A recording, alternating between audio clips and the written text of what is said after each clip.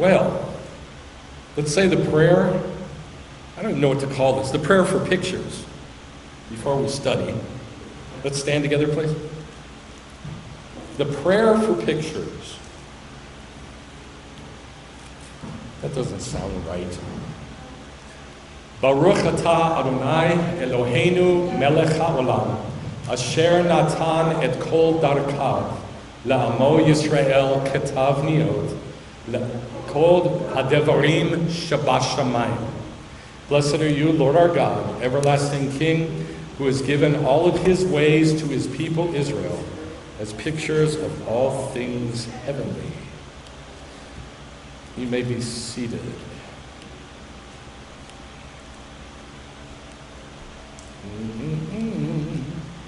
There we go.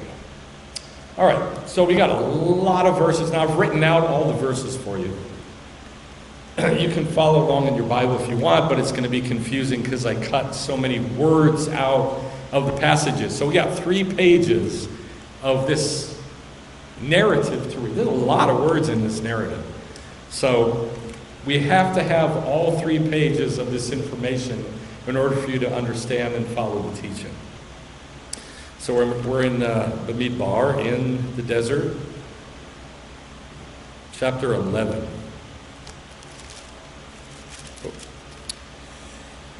So let me tell you what's happening. What's happening is Israel has gotten ready to move, not to go to the desert. They're going to the promised land, which wasn't even the right thing. They were supposed to be going to the kingdom, but they thought they were going to an actual physical place. So they were all set to go. They got everybody numbered. Remember, the numbering was by the skull, and then the numbering of the priests and the numbering of Gershon was by what? Do you remember? Lifting the head. Lifting the head. And then everybody else was visited. So they've numbered everyone and they're ready to go. And right as they're ready to go, all hell breaks loose. And everybody does everything that they can possibly do wrong. They do it wrong. So that's where we're at. We're in chapter 11. Chapter 11. I'm gonna have to read it from this, because reading it from the text, it's very hard to follow, and it's not good words. The English is not good translation at all. So I've tried to clean up the translation for you. Now the gathered, in Hebrew this is ha'asufsuf. Sorry? Ha'asafsuf. Ha'asafsuf. Everybody say asafsuf. Asafsuf. Now the root of suf, or asaf rather, we're going to come across this word over and over and over again. So that's why it's important that you know that it's not the people. It's the gathered, who were among them had lustful cravings. And the sons of Israel also wept again and said, "Who will give us meat to eat? We remember the fish which we used to eat for free in Egypt, but now our soul is dried out. There's nothing at all except this." Now, it's not manna in Hebrew. It's, anybody know what it is? Good. Manhu. Manhu, which is, what is he? That's what manhu means. What is he? Not what is it. What is he? So you see the stuff falling or coming up from the dew, falling or coming up from the dew, and they go, what is he? Manhu. There's nothing at all to look at except this manna. Now the manhu was like coriander seed in its appearance like crystal. The people would travel about and collect and grind it between 2 millstones, or pound it in the mortar, and boil it in the pot, and make loaves with it, and its taste was like the taste of cake with oil cake, like honey cake that we eat at Rosh Hashanah. When the dew came down on the camp at night, the manhu would come down with it. Now Moshe heard the people weeping throughout their families, and the anger of the Lord became very hot, and Moshe was angry and said to the Lord, "Why have you been so hard on me, on your servant? Why haven't I found grace in your sight, and you put the burden of all this people on me? Did I give birth to them? that you say to me, carry them in your arms like a nursing baby to the land that you swore? Where am I going to get meat to give all this people? For they weep before me, saying, give us meat so we can eat. Moshe has lost it. And yet, God doesn't, quote, punish him for it. We're continuing on. So the Lord said to Moshe, gather. Now here's this word again. Here it's in Hebrew, esphali. Gather to me, esphali. The same word as gather that we saw, da. Safsuf. Gather for me 70 men from the elders of Israel. Now this is God's answer for them saying, give us meat, give us meat. This is God's answer. Gather for me 70 men from the elders of Israel, and bring them to the tent of meeting. Then I will come down and speak with you there, and I will take some of the Spirit who is upon you and put it on them, and they'll bear the burden, along with you, so that you will not bear by yourself. And you shall say to the people, consecrate yourself for tomorrow, and you shall eat meat. For you have wept in the ears of the Lord, saying, oh, that somebody would give us meat to eat. For we were well off in Egypt. They were well off in Egypt? Really? They were well off. They were dying by the thousands every day. They were well off in Egypt. Therefore the Lord will give you meat to eat. For we were well off in Egypt. Therefore the Lord will give you meat, and you shall eat. You shall eat not one day. Now, look at the wording of this. Not one day, not 2 days, not 5 days, not 10 days, not 20 days. Why does he have to do all of this? Not 1 day, not 2 days, not 5 days, not 10 days, not 20 days, but for a whole month. Does that remind you of anything? Like when there's a repetition over... Very good. Abraham. When Abraham started at 50, he said, Lord, what if you find 50 righteous? Don't destroy Sodom and Gomorrah. How about 40? How about 30? How about 20? How about, it gets him down to 10? And that's where God says, okay.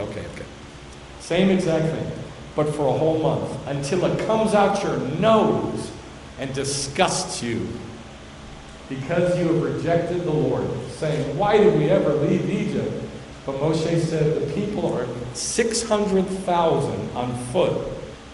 And by the way, it says the men, not the people, the men. So I'm sorry about that.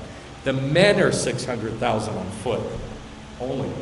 Saying, why did we ever leave Egypt? But Moshe said, people are 600, the men are 600,000 on foot. Yet you say, I'll give them meat for a whole month.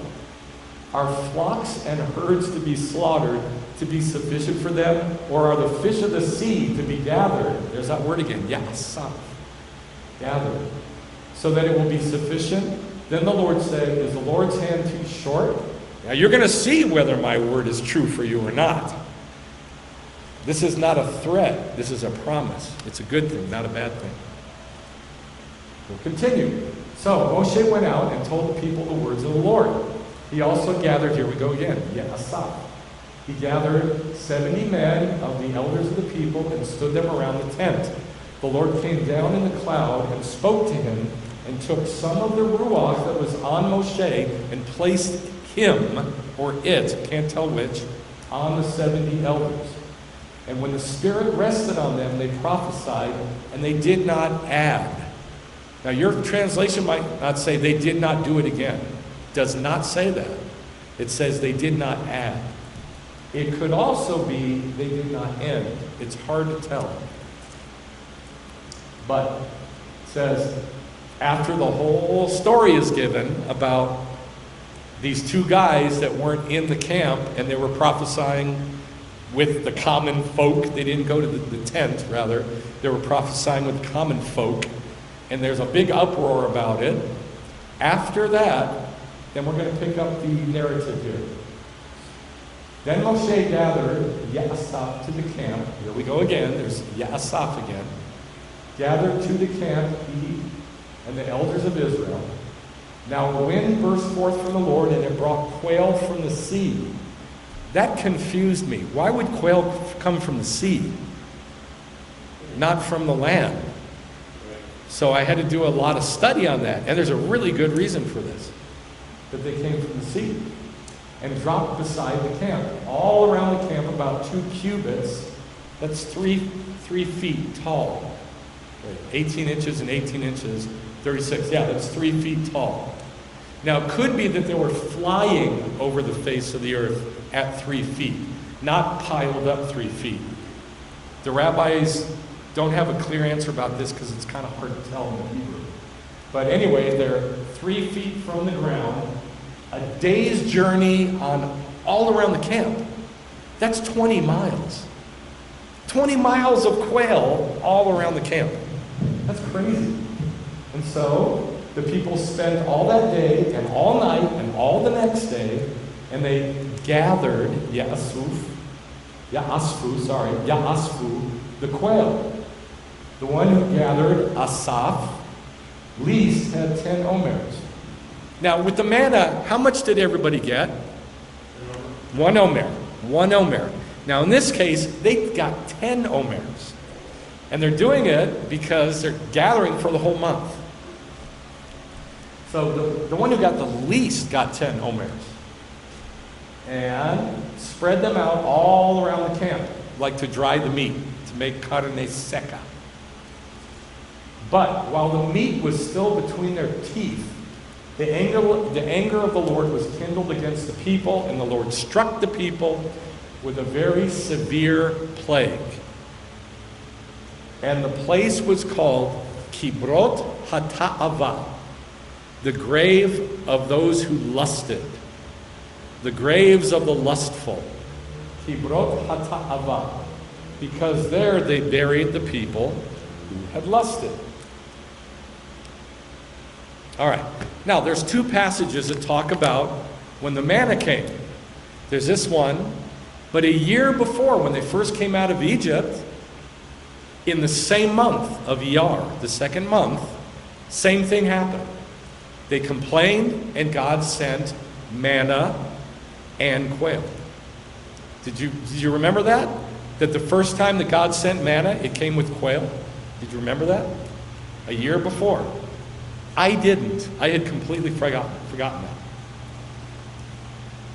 Exodus 16, a year before, on the 15th day of the 2nd month, after the departure from the land of Egypt, the whole congregation of the sons of Israel grumbled against Moshe and Aaron. If only we had died by the Lord's hand in the land of Egypt, when we sat by the pots of meat and we ate bread to the full. And the Lord said to Moshe, okay, I will rain bread from heaven. Now, God doesn't get angry. Why do you think he didn't get angry at the first time? Because they just come out of Egypt. Maybe their bread ran out, maybe. And they're a bunch of kids, they're babies, they don't know anything. They don't know how God taken care of them. They've seen miracles, but they don't know what that means. They have no understanding of anything. And so God very kindly goes, okay, here's some meat, and I'll give it to you. And so he says, I will rain bread from heaven for you, and the people shall go out and gather a day's portion every day. On the 6th day, when they prepare what they bring in, it will be twice as much as they gather, on the other days of the week. At twilight you shall eat meat, and in the morning you shall be filled with bread. So it came about at evening that the quails came up. Did you remember that? That a year before, the quails came up and covered the camp, and in the morning there was a layer of dew. It evaporated, and on the face of the desert there was a fine flake-like thing, and that was the manhu. So 2 times the manna came with quail. But the 2nd time is no good. The 2nd time, they've had a year to learn about God taking care of them, and still they're saying, give us meat. Who's going to give us meat? Let's go back to Egypt. And so this really makes God mad. First time he didn't get mad because they didn't know anything. They're just kids. But now they've grown up a little. They know better, and they did it anyway. But remember, what did it call the people that were killed and were buried? The lustful. The graves of the lustful. But that didn't happen in Exodus. They were just complaining like kids complain. But the 2nd time, This is what the rabbis say. You can believe it if you want, not believe it if you want. I choose to believe it. It wasn't lust for food. It was lust for women. It was lust. And we'll talk more about this. But this is what the rabbis say, because of the word ta'ava, which means literally lust. So, and think about it. They came out of Egypt. They've got no rules. They got no laws. They don't know what to do. They don't know up from down. All they know is God did all these amazing miracles, and now our bread is gone, so what do? Moshe has not been given the Torah. It's a year ago. Moshe hasn't gotten the Torah yet. So we don't have any structure. Now, a year later, they've got the Torah. And so it's like, in the Torah it says, you can't have sex with your daughter. Who says? The Torah says. Well, a year ago, they didn't have that. You can't have sex with your cousin. You can't have sex with those animals. You can't have sex with, whatever. Who says? The Torah says. Now the Torah has been given. And so this is what they're rebelling against. It's not, we want food. That's not what they're after. They're after, we want what we want. And who are you to tell me any different? That's what it is. And that's why God got so angry. Now, all the rabbis agree about this, by the way. All of them. So that's why I'm saying it. This is not my words. This is what all the rabbis say in their commentaries about why God got so angry. Because it's like, hey, now there's some rules. Now there's some pictures to do. Before they didn't have any. Now in Numbers 11, you can see manna comes with quail. And the first one, manna, where's manna? Oh, it's down the bottom. Manna comes with quail. And I'm telling you, I didn't remember this at all. So, a lot of the rabbis say that the quail came all the time. That it kept happening all the time. So what are they doing complaining about food? I mean, if the quail, I don't know that this is true. It might be, might not, I don't know. But even if it's not, I'm going to show you they still had no right to complain about food. Especially if the quail are coming. Sorry. All right, so, whoa, I keep passing it. So here's the, why is it doing that? There you go. There we go.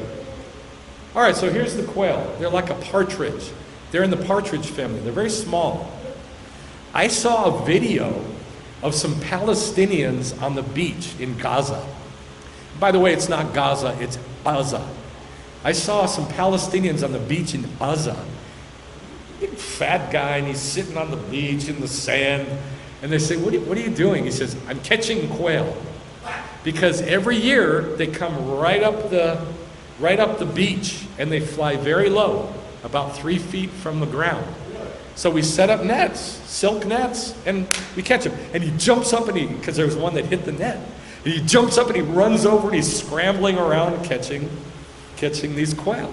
He said they used to catch thousands of them, up to 200 a day. Now, 4 a day. Now, personally, I just think that it's a judgment from God, but that's just my belief.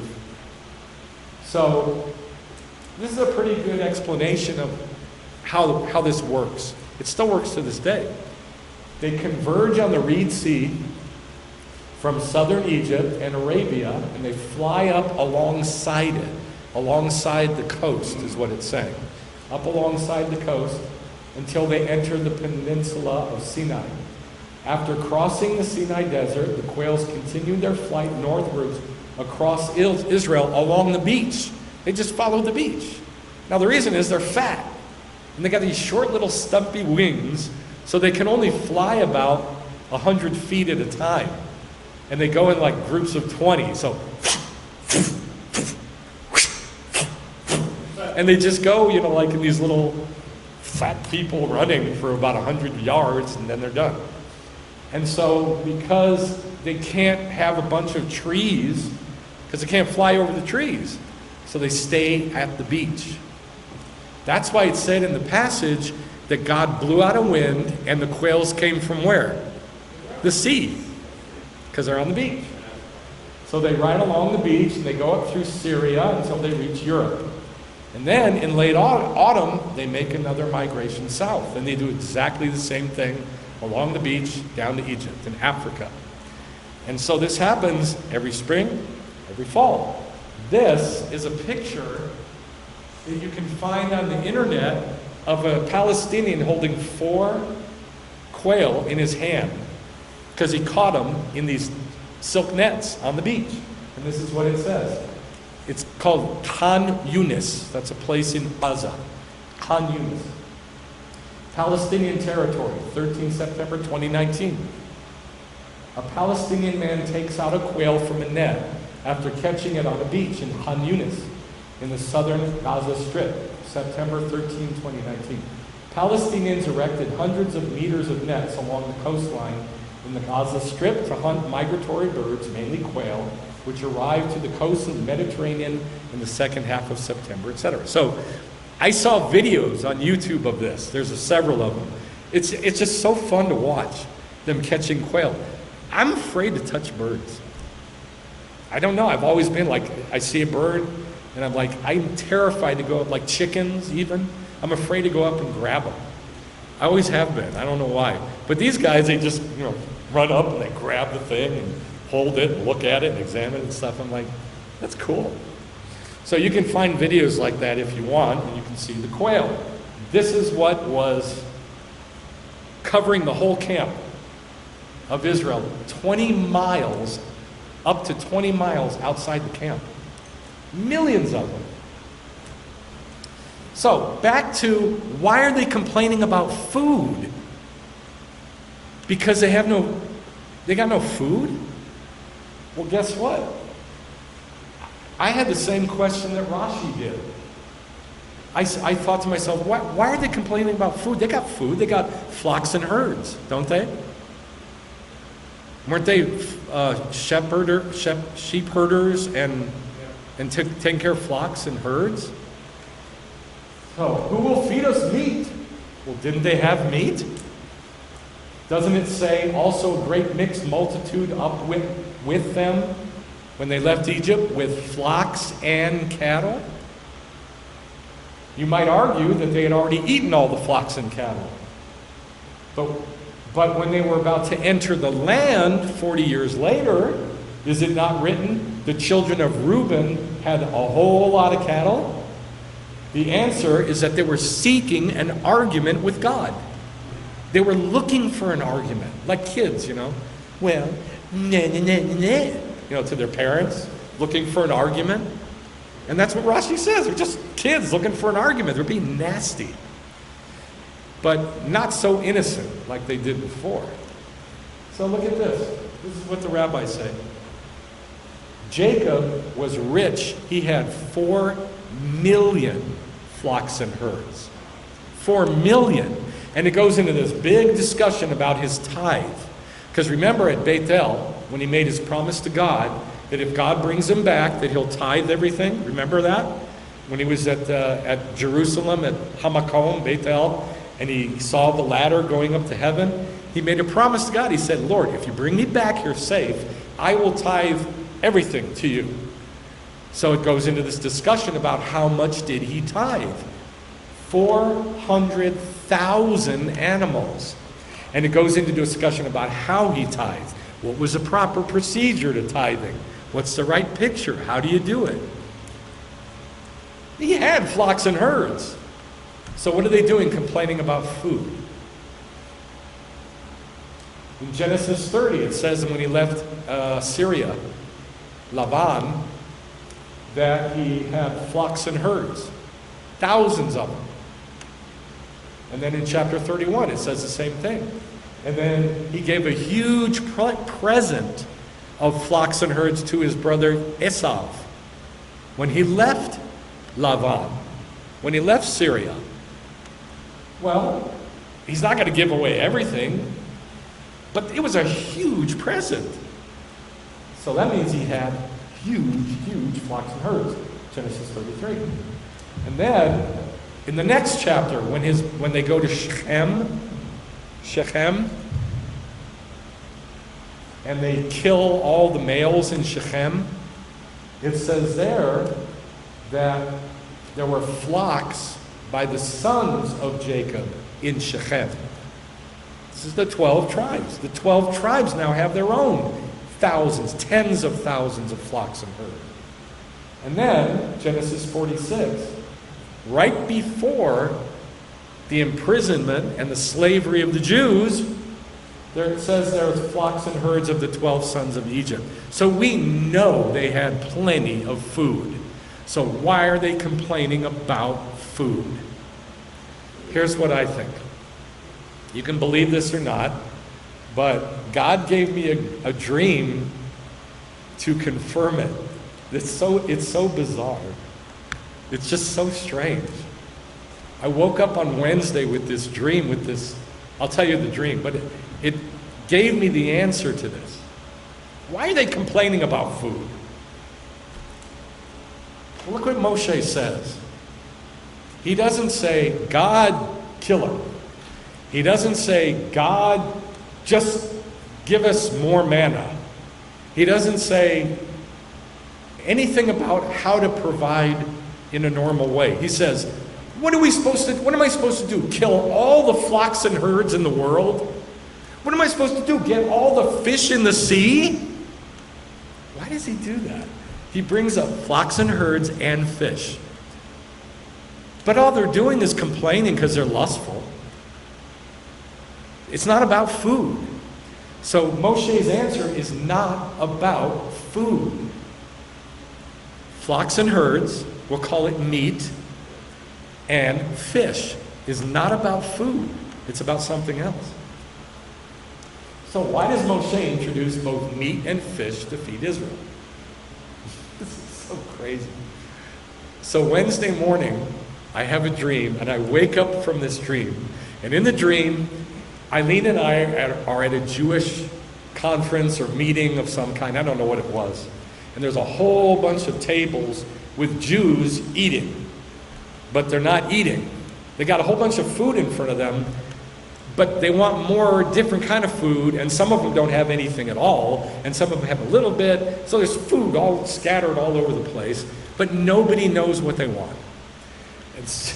So there's it's like a big open place, and then it's kind of like a food court with different restaurants of stuff for them to choose from. But they can't make a decision. So I stand up on the tables and I walk along the table. This is so weird. I walk along the tables to them and I say, I propose a two-steak solution. There's no way I could have come up. That is so clever. No way I could have come up with that. You know, like a two-state solution? I propose a two-steak solution. And I'm kind of chuckling, and I go, you can have salmon steak, or you can have beef steak. Make your choice. And then I climb down off the table, and everybody's like, yeah, that sounds good. I propose a two-steak solution. So that's what Moshe is doing. He's saying, the answer ain't food. The answer is not food. The answer is something else, represented by all the beef and all the fish, whatever that is. That's what he's saying. It's a picture. It's not a law. It's a picture. So in Psalm 50, just more proof that they don't have to ask God for food. And Moshe, think about this. Moshe saying, God, what am I supposed to do? Really? You think Moshe would not believe in God that much to say, God, what are we going to do? Where am I going to get food? He's seen God provide everything for everybody all the time. And he saw God and spoke to God face to face. This is not a schluff. This guy knows God face to face. So it's got to mean something else. It's got to be. Psalm 50 says, for every animal of the forest is mine, the cattle on 1,000 hills. I know you've heard this verse. God owns the cattle on 1,000 hills. Well, if that's true, what does that mean? That means you ain't got to feed me. You ain't got to worry about it. I'll feed you. Don't you worry about it. That's what it's saying in Psalm. The cattle on 1,000 hills. I know every bird and everything that moves in the field is mine. I wouldn't tell you if I'm hungry. I got the whole world. So Moshe cannot be saying, oh God, what are we going to do? It's got to mean something else. And it's a picture. So let's look at beef. What's beef? What are cows in the Bible? What are cows and oxen and bulls? What are they in the Bible? Well, flocks are goats and sheep, but herds are beef, cattle. But what are they in the Bible? What are they a picture of? Okay. So Genesis 41 says the 7 good cows are 7 years. Time period. Good time period. And then later there's some ugly cows, and they're a bad time period. But it's a picture of people in the time period.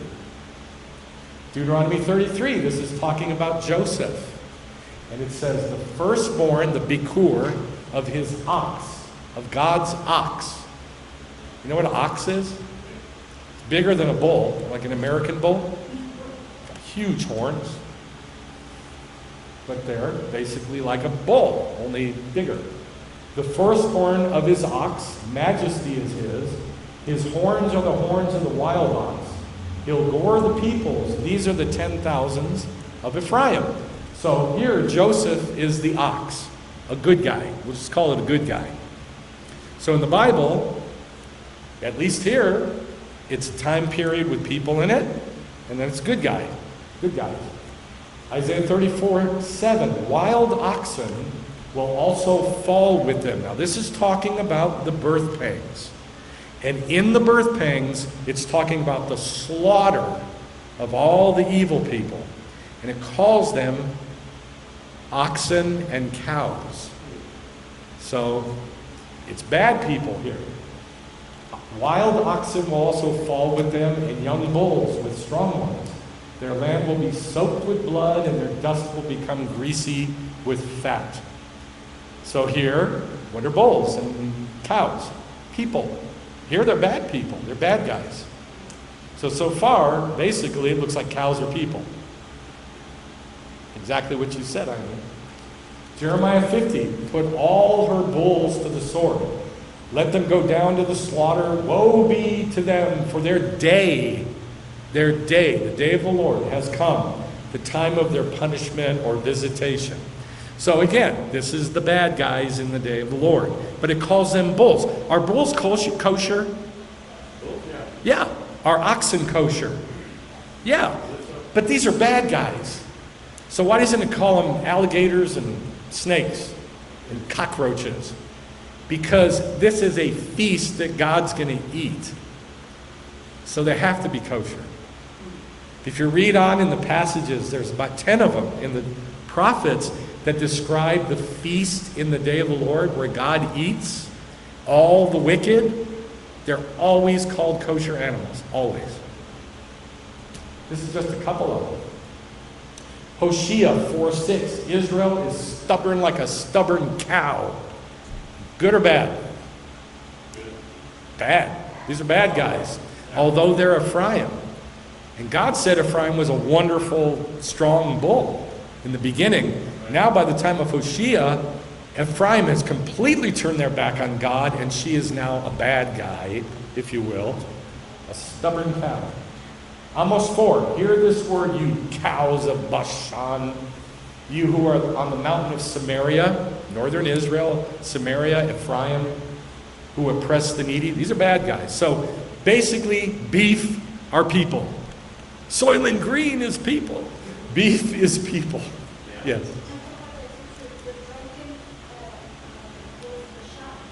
The drunken bulls of Bashan. That's in that passage that we just looked at. It says the drunkards, the bulls of Bashan. Okay, now fish. I propose a two-state solution. Fish. What are fish without looking? What do you think fish are a picture of?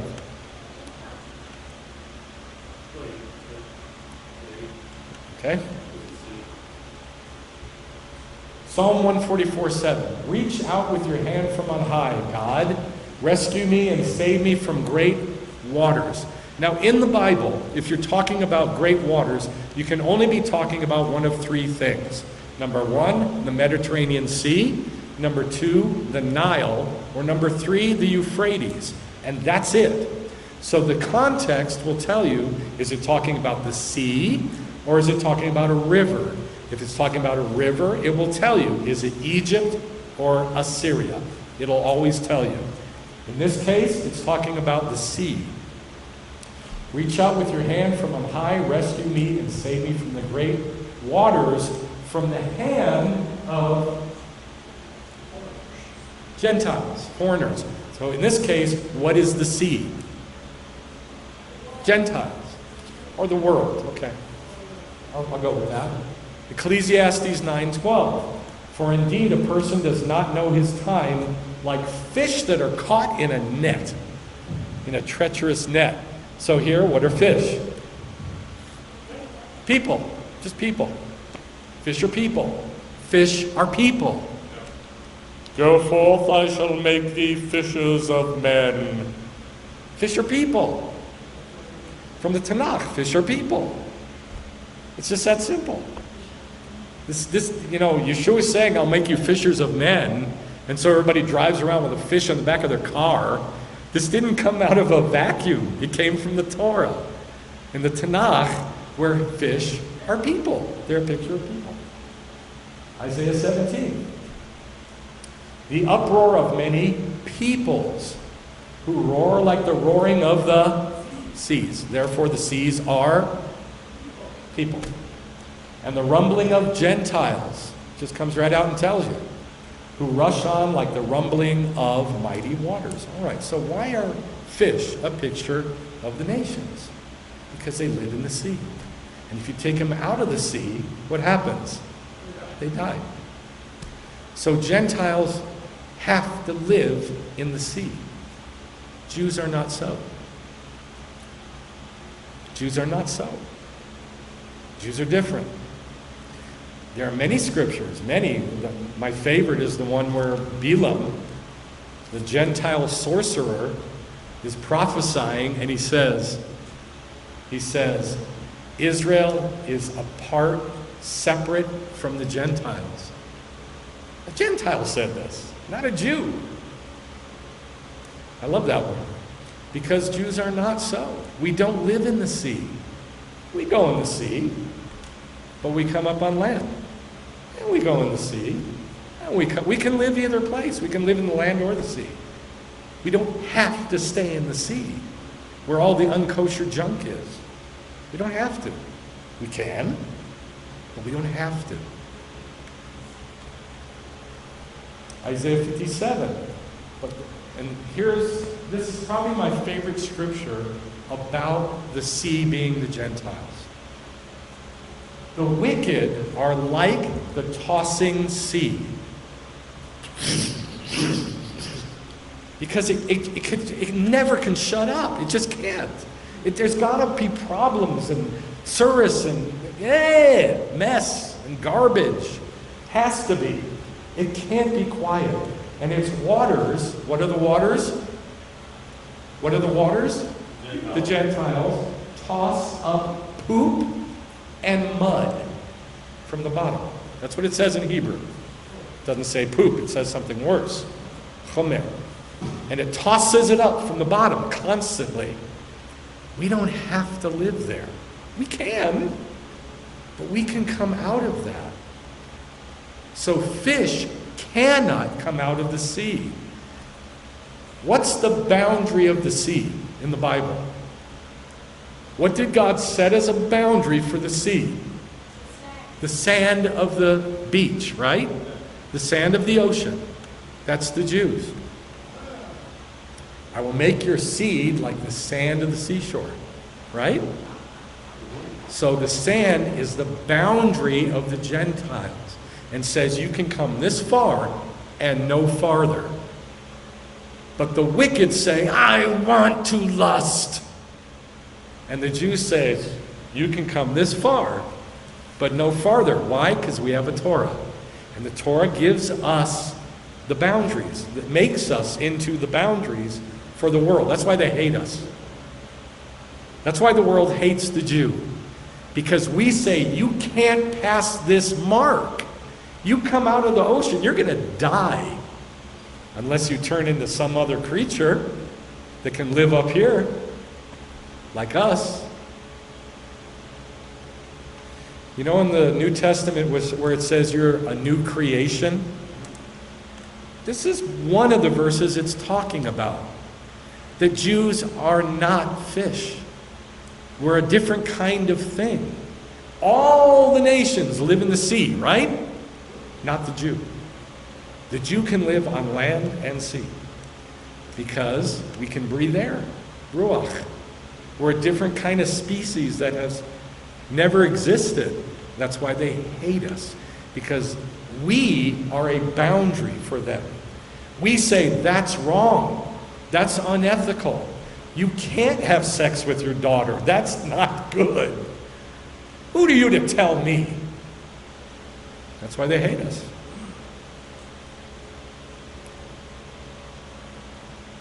Habakkuk 1:14.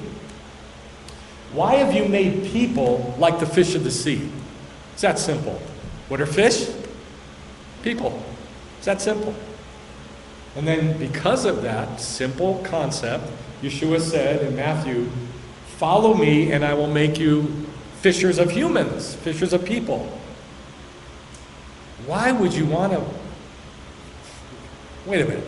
Who can Jews fish? What kind of fish can Jews fish for? They have to be kosher. Well, if they're already kosher, why pull them out of the sea? So you can turn them into something else and eat them. You got to eat them. That's why God gave them, to eat them. So the Jews are going to eat from the nations. That makes sense? Now, let me bring you back to what Moshe said. Moshe said, how am I going to feed all these people? They're asking for meat. Well, they're really asking to let me do whatever I want. How am I going to feed them? Should I give them all the beef in the world? Should I give them all the fish in the sea? What's the answer? Yeah. The Jews are going to eat people, from the Gentiles. Aren't we? In the day of the Lord, aren't we going to eat from the Gentiles? It's them that are going to provide for the Jews in the day of the Lord. That's why you are fishers of men. You got to eat them. Revelation 17. The waters that you saw Babylon, the prostitute, sitting on, the waters that you saw the prostitute sitting on, are peoples and multitudes and nations, Gentiles, and languages. Fish are people. The sea is the world. All right. So, now this should define for you, at least partially, why did Moshe say, I propose a two-state solution? Fish and beef. Yes. Oh, yeah, that's very good. Let me get it on. Yeshua walking on water. He didn't get sunk down into the water. He walked on the water, which is the Gentiles, which is the world. He didn't become them. He's over them as a Jew. And then he tells Kepha, Peter, hey, you come do the same thing. And so he did. Okay, and he did it. And then he's like, what am I doing? And he started sinking. But he did it. He did it. He walked on the water. Peter did. He was a Jew walking on the water. Okay, so we have fish, we have beef. What are they a picture of? People. Pretty simple. Pretty simple. Okay, so when you read this weird narrative, you're basically left with there's one thing or there's another thing. It sounds like it's about meat, but it's not about meat. It's not.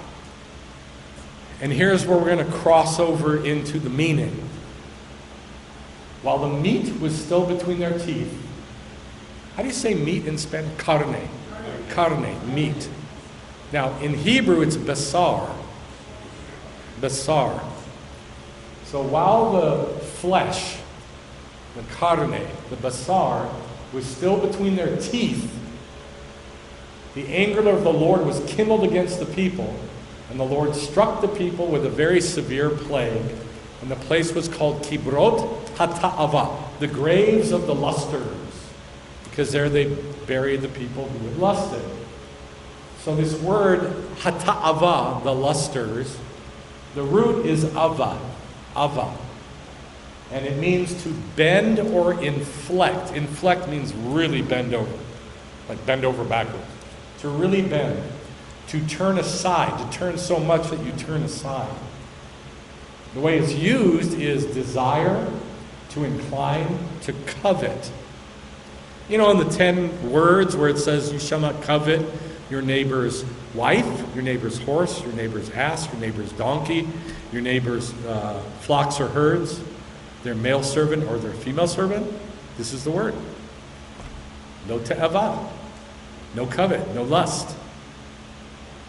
People use the word covet, they don't even know what they're saying. It's lust. It means lust. It's not a small thing. People are like, well, you know, I kept the first 9, but covet, it's not that big a deal. It means lust.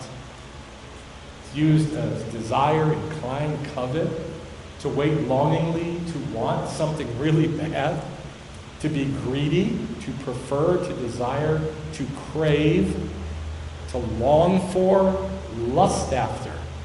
And the word for lust is te'avah. Now this is one of the midot that we work on.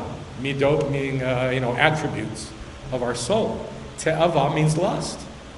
And it's something, especially men, have to work on constantly. And by the way, you guys are smarter than me, so you probably know this. You're not supposed to lust after your wife. That probably doesn't shock you. It shocks me.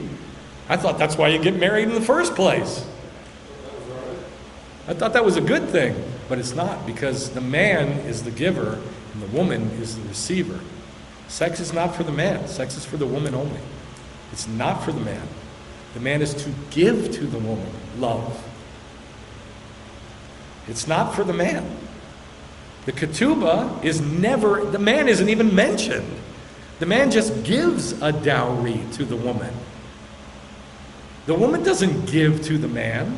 The ketubah is a contract for the woman, and she can say, you owe me food, clothing, and sex, conjugal rights.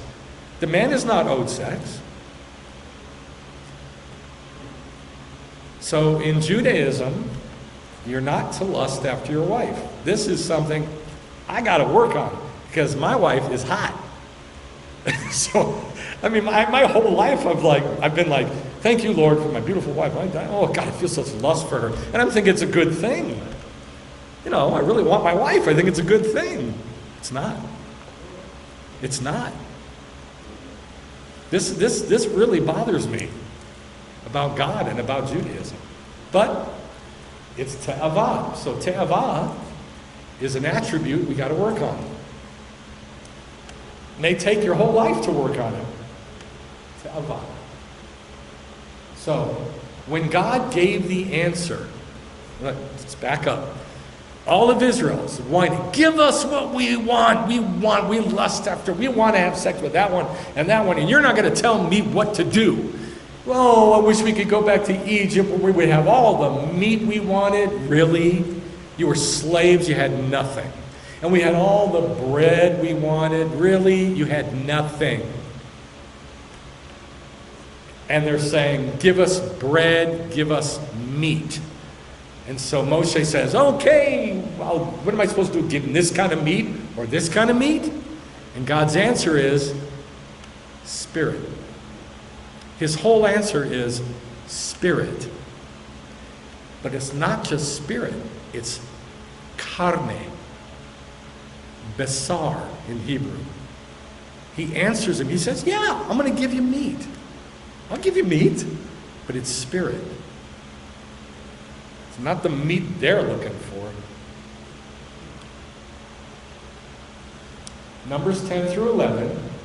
Now the gathered who were among them had lustful cravings, and the sons of Israel also wept again and said, who will give us basar? Guess how you say gospel in Hebrew? Besorah. I don't know why gospel is carne. I don't know. I really have no idea. I've studied it and studied it, and I still don't know why the word flesh and gospel is the same word. Isn't that weird? But it is. Now the gathered who were among them had lustful cravings, and the sons of Israel also wept again and said, who will give us basar to eat? Flesh. We remember the fish that we used to eat for free in Egypt, but now our souls dried out. There's nothing at all except this manhu. The anger of the Lord became very hot, and Moshe was angry and said to the Lord, where am I going to get basar? Where am I going to get basar? A two-steak solution. Where am I going to get basar to give to all this people? Because they weep before me saying, give us basar. And here's the answer. God says, okay, give them basar. Gather. Now, remember I said over and over again, it said gather, gather, gather, gather, gather, gather, gather. Right? All the fish in the sea, he says, what am I supposed to do? Gather them all up together and give them to Israel? The answer is yes. All the flocks and all the herds, what am I supposed to do? Gather them all up and give them to Israel? Yes. Yes. That's the answer. Yeah. Gather for me 70 men from the elders of Israel and bring them to the tent of meeting, and I'll come down and speak with you there, with them, with the 70 elders. And I'll take some of the ruach. This is God's answer for give us meat.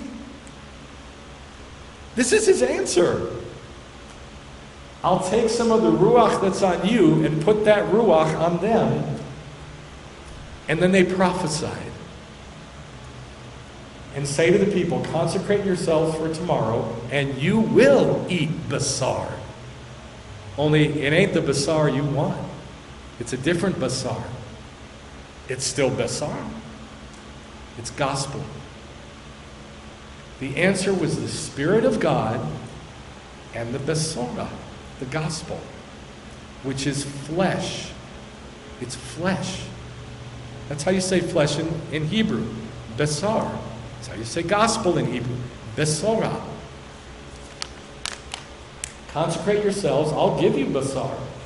Because you've wept in the ears of the Lord, saying, oh, that someone would give us basar. You're asking for lust? Okay, I'll give you flesh. Only it's spirit. It's a different kind of flesh. You have wept in the ears, saying, oh, give us basar to eat, because we were well off in Egypt. So the Lord will give you basar, and you will eat. The people are 600,000 on foot, and you say you're going to give them basar? He also gathered 70 men of the elders of the people and stood around the tent. And the Lord came down in the cloud and spoke to them. And some of the Spirit that was on Moshe, he placed on the 70 elders. That was the answer. Do you think Moshe knew the pictures of Yeshua? In all the Torah that he was given, do you think he knew the pictures? Do you think he saw Yeshua in every law, quote, law he was given? What do you think? Yes or no? If he didn't, how could he say over and over and over and over, do the Torah and listen to it talk? You better believe he knew the pictures. He absolutely did. He didn't give law, he gave pictures, and he knew them. Because he had the Spirit of God. And he would talk to God face to face. And God taught him the pictures. And so God took some of that and put it on the 70 elders so they could all see the pictures of Yeshua. And placed upon the 70 elders, and when the Spirit rested on them, they prophesied. What does it say about prophecy in the New Testament? All prophecy is the spirit of Yeshua. All prophecy is the spirit of Yeshua. That's what it says. All prophecy is about Yeshua. So they're prophesying. What do you think they're prophesying about? Yeshua, because the Spirit came on them. They got the basar. They got the basar they were crying about. Does that make sense? Only it came in a form that they didn't expect, which Yeshua did too. Yeshua came in a form that the Jews didn't expect. The answer was spirit and then basara, flesh. The people asked, and he brought quails and satisfied them with the bread of heaven. Remember, the quails came with manhu, yeah? That was the bread from heaven. From heaven. The bread from heaven. It was magic bread. It was unicorn bread. It was magical. It was, I don't know. I mean, it was bizarre. It was magical. And it came down from heaven. And it was, now you can believe this or not, but it was Yeshua. Because Yeshua says it was him. John 6, Yeshua says, I'm telling you the truth. You're seeking after me not because you saw all these miracles, but because I gave you some bread. And you were like, oh, he provides for us bread. Just like the Jews were asking Moshe, give us basar. And he says, you're only coming after me because I fed you. Don't work for the food that perishes, but for the food that lasts all the way to the kingdom, which the Son of Man will give you. Our fathers ate the manhu in the wilderness. As it is written, he gave them bread out of heaven. Yeshua said, I'm telling you, you better listen to this. Moshe didn't give you the bread out of heaven, but it's my Father who gives you the true bread out of heaven, because the bread of God is that which comes down out of heaven and gives life to the world. I'm the bread of life.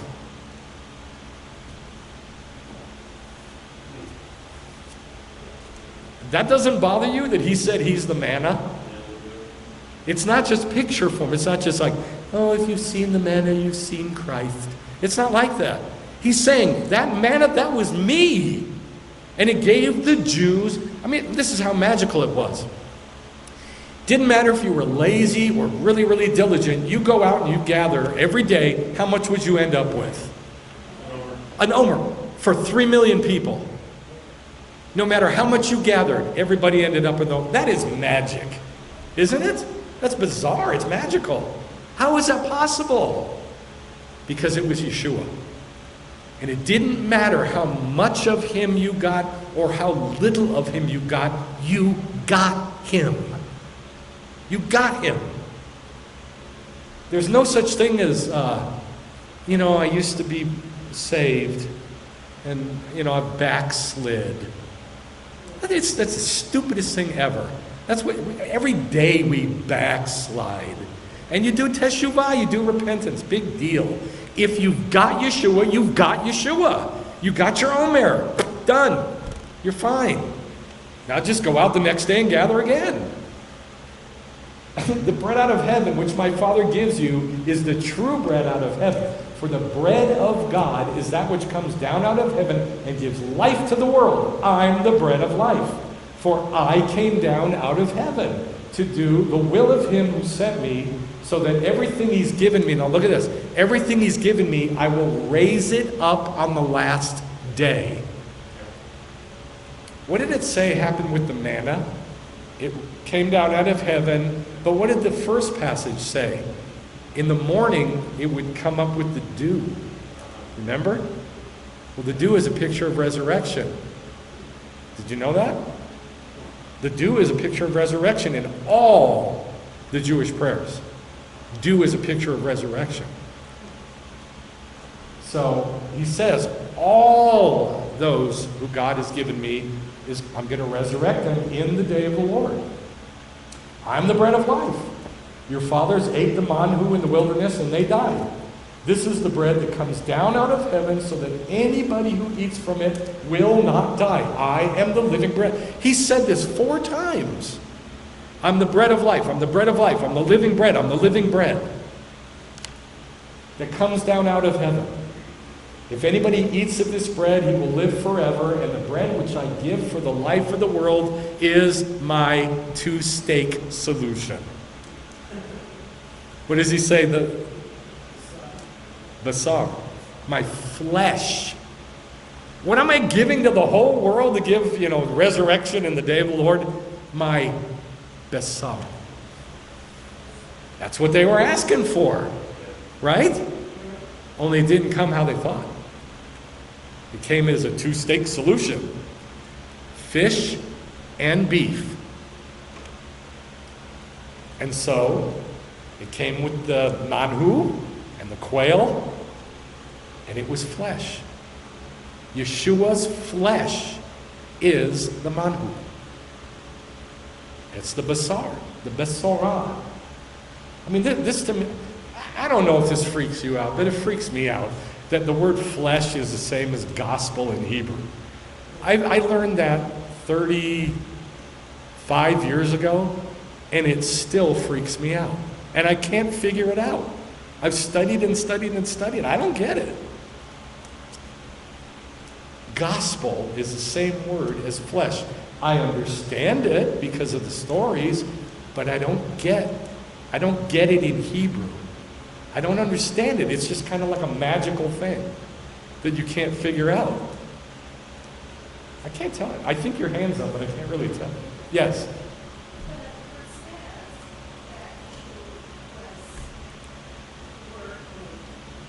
Yes, I know.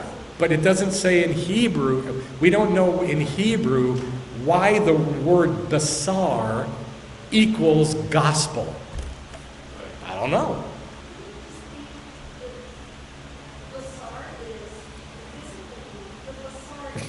See, you have to spiritualize it. No matter how you try, you end up, I do too, we end up spiritualizing it.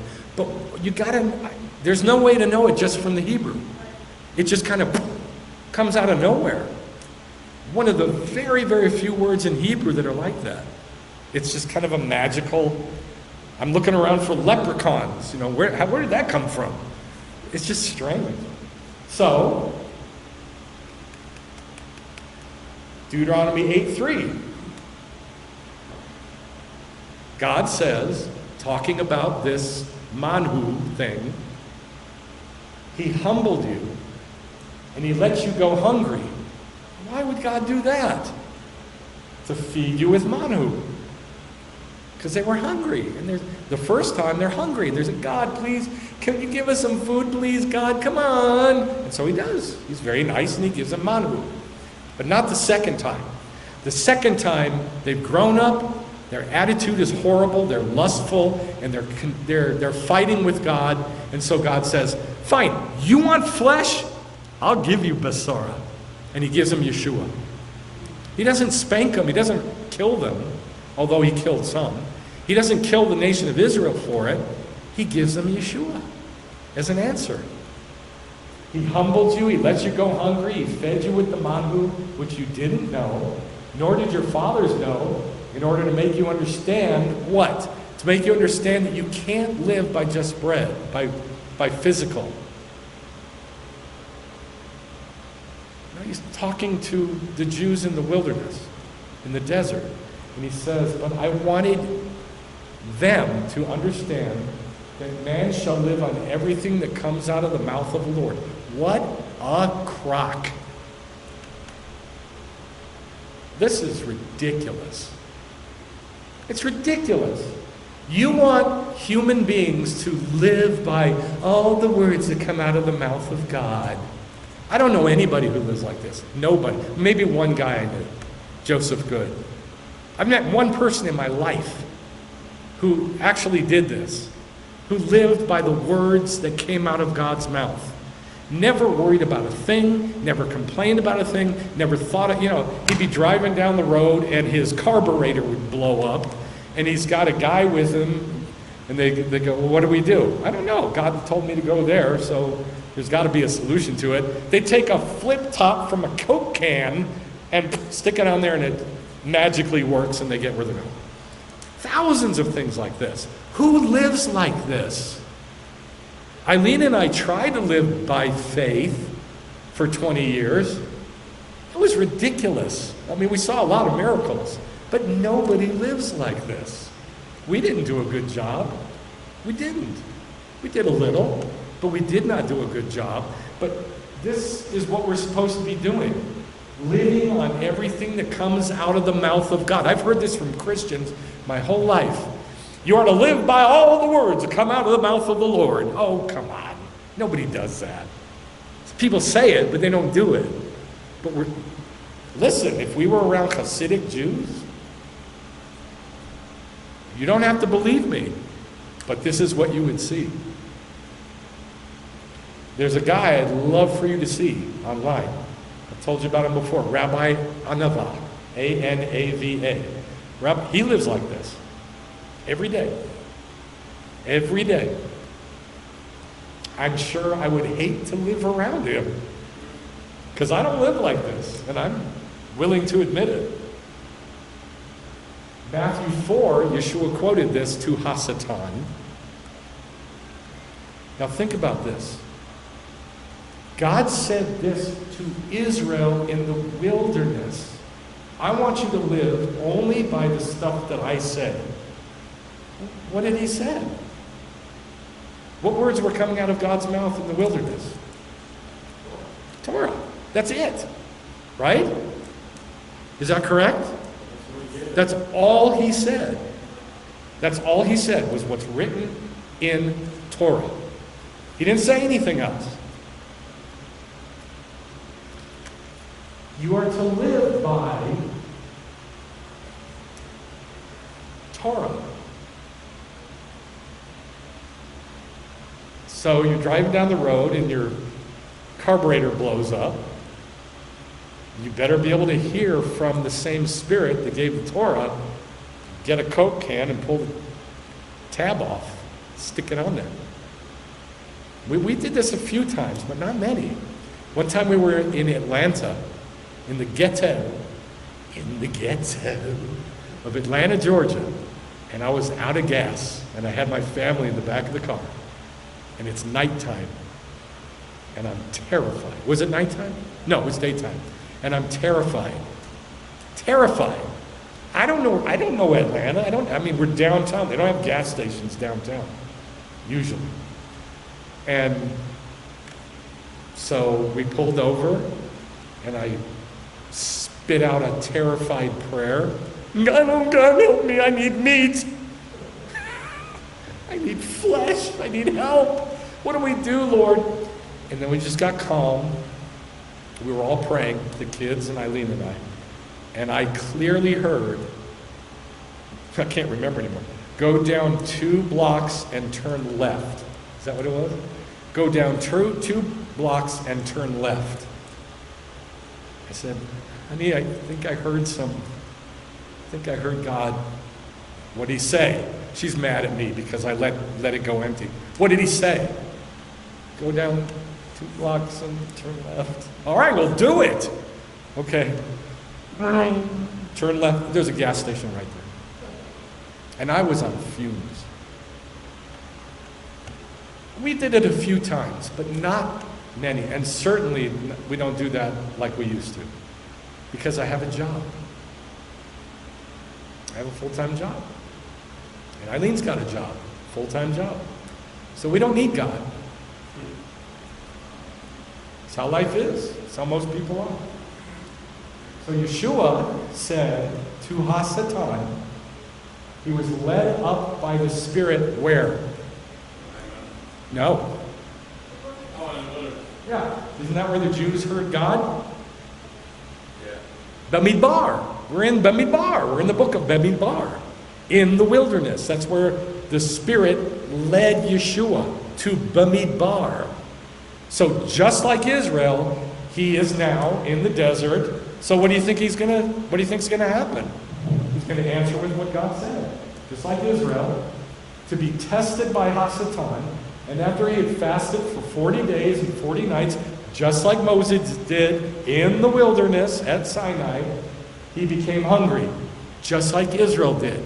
And Israel went, "Oh, give us meat." And the tempter comes to him and says, "If you're the Son of God, command," and I believe he said command, not establish, command. This is Hasatan talking. Command these stones to become bread. So he goes, "Well, you know, it's written in the Torah. Man doesn't live on just bread, but lives on everything that comes out of the mouth of the Lord." Which is what? What came out of the mouth of the Lord in the wilderness? Torah. Period. So, I mean, think about this. Torah is how we're supposed to hear God. And we're supposed to do it every single day, multiple times a day. Especially when we have problems, he said. Now I'm talking to myself. Don't worry, I'm talking to me. Especially when we have problems. Supposed to be able to hear Torah. I can't do that. I can't do it. So I'm not expecting you to. Don't worry. Be happy. Don't worry. Be happy. So how can the two-state solution of beefsteak and salmon steak, how can that be the answer to the Jews asking for flesh? He gave them flesh. Yeshua, the Basar. Isn't that awesome? And he, the flesh, the Word, the Torah, became flesh and dwelt among us. Now, this is not easy to live like this, and I don't think it is, and I'm not expecting you to think it is, but I am expecting you, like me, to try. You gotta try. You gotta try to get the words of the Torah. Listen to me, because this is hard to explain. And I'm not very good at it. I'll do my best. You must find a way to turn the words of Torah from laws into pictures. If you can see the picture in it, God will probably talk to you from it. If you see it as a law, I guarantee you, God is not going to talk to you through it. And you know I'm right, because you've seen this your whole life. Listen to me, please. We're praying for something and somebody says, I'll just come up with a silly example. So don't think I'm slamming anybody, I'm not. I'm just trying to think of an example to make it concrete. We're praying for somebody's foot. And somebody says, and your foot shall stand upon the neck of your enemies. Because they heard this verse 1,000 times in church. So they think, foot, I should apply it. Who says? Who says it's the right picture? This is hard to do. You cannot fall back onto prayers and understandings of Scripture that you got in a Hellenized environment, usually, not always. I mean, we got a lot of good stuff from churches. I know this. So don't think I'm saying we didn't.